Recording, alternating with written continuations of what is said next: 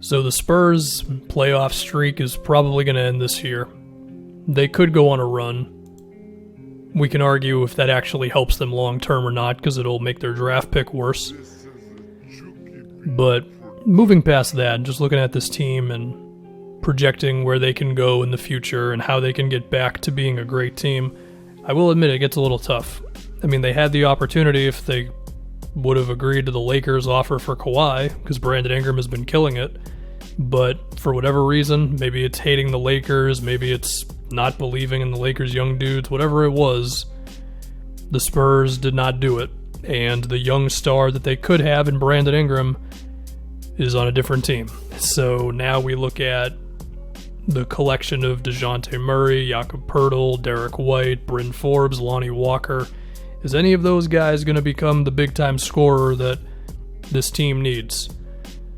I don't know. I mean, DeJounte is still probably the most interesting, but his offensive game has not taken the jump this season. Of course, he's recovering from an injury, and I think he's still got potential as a ball handler, and of course, defensively and rebounding and all that stuff. He's great, and he's on an amazing contract, so it's not like the Spurs should think about moving off of him, but you're going to need better than DeJounte Murray being your best player, unless the big jump from him is still coming and it's just a year delayed because of his injury, which is still possible. And again, depending on when you're watching DeJounte, he could be beating somebody off the dribble, he could be drawing some, contact, getting to the free throw line a bit, but it's not every night. There's definitely some hesitance in his offensive game, and also his shooting is still kind of non-existent, and that's going to have to change if he can really hit his ceiling. But even then with DeJounte, even if he just caps out as a 17-point scorer,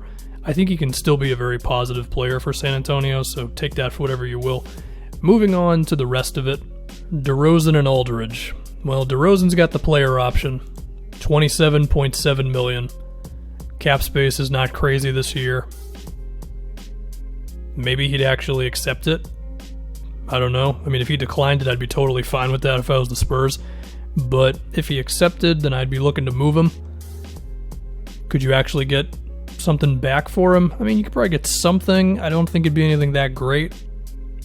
I mean, Orlando always comes up whenever I start talking about perimeter scorers, and maybe they'd be that desperate for just somebody who can generate some offense. If the Pistons just did a 180 and they were like, no, actually, we want to keep fighting for 42 wins, I could see them as a DeRozan team. I don't think they should do that, but who really knows? So, maybe there'd be something for DeMar. That would be my first thing, though, if I was San Antonio, is just getting DeRozan off of this team, pretty much. Aldridge is a little more interesting because I feel like if you could extend him on a team-friendly deal, and if Aldridge was okay with not taking over every possession, then I could actually see a world in which San Antonio could keep him, especially because he's shooting threes now. He could be a floor spacer for you, but it's also fair to think that they should just trade him and get him off the team too, and I think you could get something for Aldridge. Again, you're not going to get anything amazing for either one of these dudes, but you could get something. Between the both of them, maybe you could get an unprotected first. It probably wouldn't be like the 15th pick in the draft or anything, but it could be something. Might be able to get something for Rudy Gay as well. Now, this is all, of course, the bottoming out option. The other thing is, if I bring up the keeping Aldridge thing again, so let's say there's a world in which DeRozan declines his option. That knocks the Spurs down to $91 million in salary.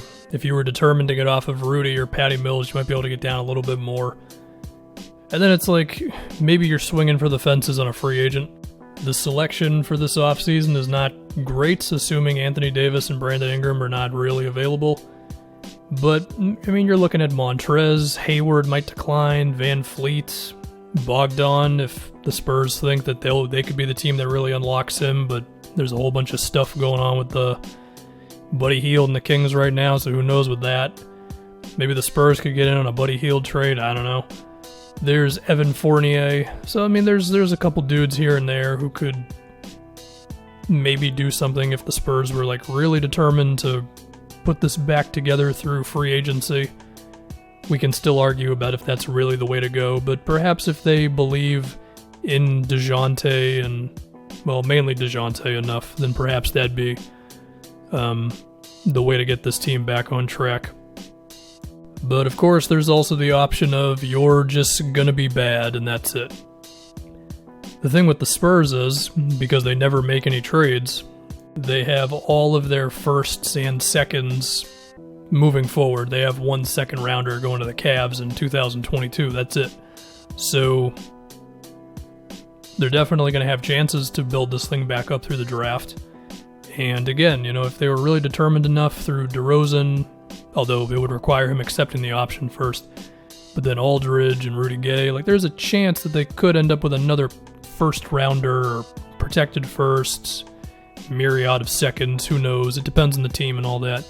So that can of course get you going on the right track, but then eventually it's just going to require the team doing all the small stuff well, drafting well.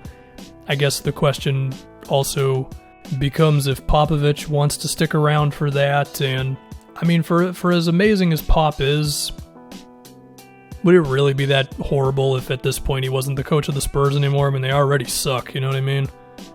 And this just might be one of those things where you got to hire someone younger, maybe already a Spurs assistant, maybe somebody else entirely. It is asking the Spurs to do something they haven't done in a very long time, Because for the most part, it's been keep the ship afloat. And again, that was the Kawhi trade. They chose to get DeRozan rather than Brandon Ingram. They just said, we want the right now more so than what could be better for us in the next 10 years. And they're paying the price. Is there a chance that we could see them taking on bad contracts for picks? That's definitely a possibility. Could we see them taking on young dudes who didn't totally work out in their first situation? Sure. I can't really think of an example like that, but I'm sure they're out there. And again, the biggest thing is they got to be content with not being that great for a while. It doesn't have to be that long. I mean, there's a chance you can turn it around in 2 seasons or so, and you can be right back up there. That's going to require some jumps from these young guys, but you can do it. You just got to do it well. And the worst case scenario is they do what the Pistons have done for the last however many seasons, where it's just doing everything you can to win 45 games. Just don't do that, we don't want to see the Spurs be the perennial 8th seed in the Western Conference and losing in round 1 every year. We want to see the Spurs back up at the top, and we'll just have to see how they go about it. I mean, for everything I'm saying, if they just nail their first round pick this year and they select the new Donovan Mitchell with the 12th pick or something, then there you go. You're already right back on track. So it might not even be that complicated, but there's also a chance that you go down some of these teams and you look at teams' draft history and it's like there's nothing for a 4 or 5 year stretch. We'll just have to see how they do.